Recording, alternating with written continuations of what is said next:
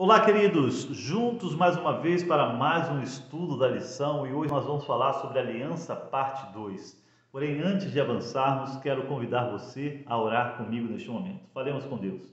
Senhor, ilumine a nossa mente em nome do Senhor Jesus. Amém.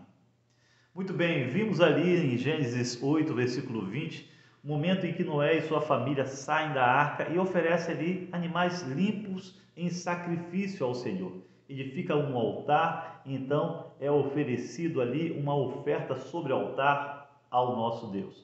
O fato é que no versículo 21 é dito que Deus aspirou o suave cheiro, desse sacrifício. E é interessante que na sequência Deus declara que não mais destruiria a terra, não mais amaldiçoaria a terra por conta da maldade humana, porque o desígnio do coração do homem é maligno, é mau desde sua mocidade. Aqui nós vemos que a conservação, a preservação da vida, aqui nós vemos que a vida seria mantida não por conta dos méritos humanos, não por conta dos méritos de Noé e de sua família, porque eles eram seres humanos pecadores como todos nós somos, e vemos isso posteriormente com as gerações futuras, mas sim por conta da graça divina, por conta da fidelidade do Senhor. Observa que essa declaração vem logo após o Senhor aspirar o suave cheiro, daquele sacrifício. O que mostra, o que nos remete, realmente aos méritos que havia naquela oferta. E aquela oferta apontava para Cristo, o nosso substituto fiador. Ou seja, é com base nos méritos de Cristo que a vida é mantida. Exatamente isso. É com base nos méritos de Cristo, como diz ali no versículo 22, que continuaríamos tendo aqui nesta terra a sementeira, ou seja, o alimento continuaria existindo para os seres humanos, a manutenção da vida, continuaríamos tendo calor e frio, verão e inverno, noite e dia, ou seja, a vida se manteria até o final por conta dos méritos que há no sacrifício de Cristo Jesus, por conta da graça de Deus, não por conta dos méritos humanos, não por conta de nossa performance, não, mas por conta dos méritos de Deus. Chama a sua atenção para o relato no versículo 1 do capítulo 9, que nos remete a Gênesis capítulo 1, verso 22, 28 e Gênesis 2, verso 3, onde Deus abençoa. Pois ali no capítulo 1 no versículo 1 do capítulo 9, Deus abençoa Noé e seus filhos e os animais também, e ordena que eles povoem a terra, se multipliquem e povoem a terra.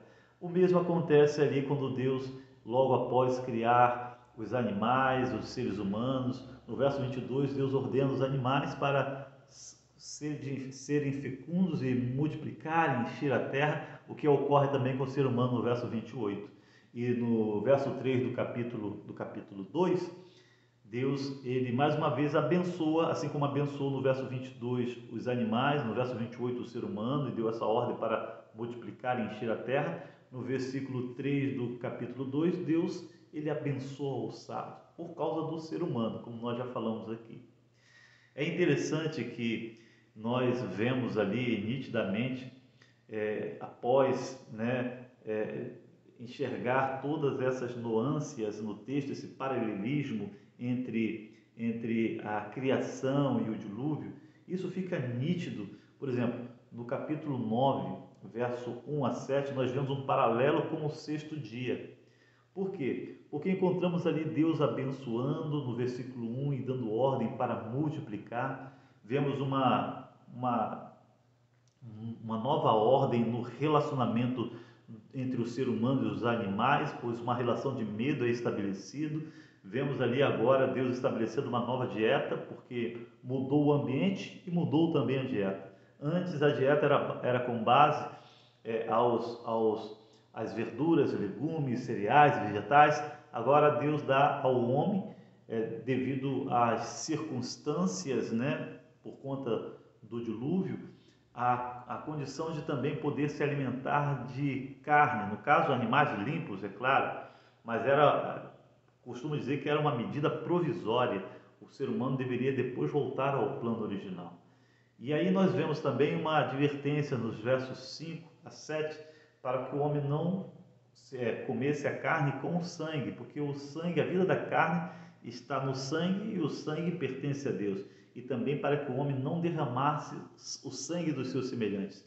Uma forte advertência contra o mandamento onde está escrito não matarás. Um dos pecados bem praticados no mundo que havia sido destruído pelas águas do dilúvio. Bom, avançando aqui, nós vemos que logo após esse paralelo que encontramos com o sexto dia, dos versos 8 a 17, há também um paralelo com o sétimo dia, ou seja, com o sétimo dia da criação, com o sábado. Eu chamo sua atenção para algo interessante, pois nós vemos ali em Gênesis 9, versos 9, verso 11, verso 17, a expressão minha aliança aparecendo, mostrando claramente o cumprimento daquilo que Deus havia prometido ali a Noé, no versículo 18 do capítulo 6, quando Deus promete estabelecer aliança com Noé, salvando ele e a família ao entrarem na arca. Isso se cumpre ali verdadeiramente, né?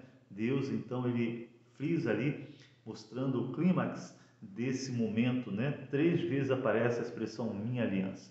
Mas nós encontramos também 7 vezes a expressão aliança, dos versos 8 a 17, e isso nos remete ao sétimo dia, isso nos remete ao sábado, exatamente isso.